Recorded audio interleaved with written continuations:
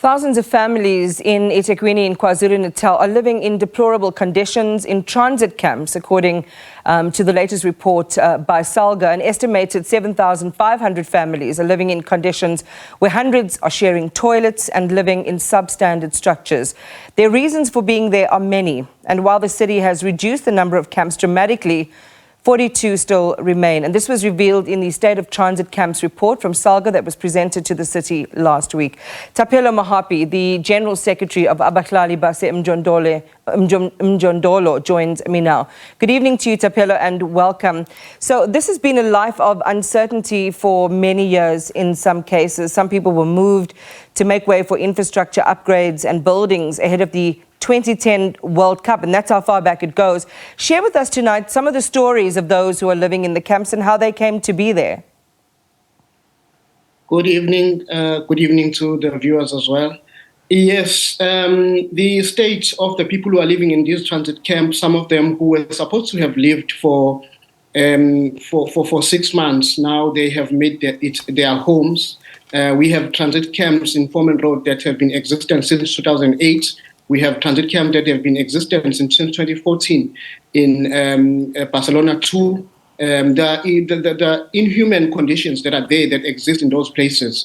Besides the use of toilets, there's no privacy because these transit camps are next to each other. People are shocked by electricity as a result of the services that are not provided. And some of them have become informal dwellings because people over the years have children that have grown up and they try to rebuild some rooms for their children. And this ends up being a very inhabited condition that people continue to live, and people suffer some very serious chronic disease as a result of the conditions that they live, because there's water going through their homes. That water becomes, old, and people inhale whatever is there. So you have diarrhea, you have all kinds of sicknesses that people have felt in an area that was supposed to be a transit, an area where they're supposed to have lived for 6 months, ends up to be their homes forever. The transit camp is very hot. It's an oven when it's in summer. It's very cold. It's a fridge in winter. It's not a place for any human being to be living in. Thapelo, again, those stories are just so harrowing when you hear what people have to go through on a daily basis, and they are given the impression that they'll be in an area for a limited period of time and then moved on somewhere permanent. That never happens, and as you say, that's how it evolves from being a transit camp into a full-blown informal settlement, such as the one that you describe in Foreman Road. Given what the city said, that there were around just over 70 of these transit camps, they've managed to get that number down to about 42. What is your rating of their efforts to sort it out? Well, I don't think the city is actually being real with the truth. Remember, a transit camp is something where if some people have received homes, they will have to relocate other people in the same way. Ours as Abahlali baseMjondolo was to say, remove people from shacks and build them homes so that you do not put people into what we call government shacks. So these transit camps have become a way for government to build shacks that we are against, that are inhuman for people. So it's a way of legitimizing a shack by a government of the day to say, we'll keep putting people there for whenever we want to build services. So you will find that there's more a group of people that will be relocated into these, and the way in which the municipality is trying to solve the situation, I don't think it will ever be resolved. So I guess then when the city says it's planning to relocate the remaining 42 by 2025, which is a little more than a year away, you're not confident this is going to happen?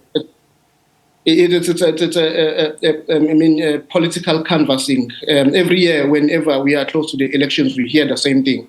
They always say that they are going to deal with the transit camp, and it's never been done. So we know this. It's not the first time that the city has said it. They said it immediately after the World Cup. They said it in 2016. So it's not something that is new. people have continuously living in these government shacks, and it has been their lives. We know of people who have already died waiting in these houses, in these transit camps, which were supposed to be, a transit for people to go elsewhere. I mean, I know an old lady who passed away some few years back, waiting in a transit camp to be taken to the house where she was going to be allocated in Konobia, and still lives in Foreman Road. And the children are still living in Foreman Road even after her passing. So it is a dire situation that people keep waiting in what we call a government shack. It's not a transit, it's a government shack. It's a way of putting a shack into law so that people can remain there for the rest of their lives. You've really painted a stark picture for us, Thapelo, and we'll have some response to what we've just been discussing now.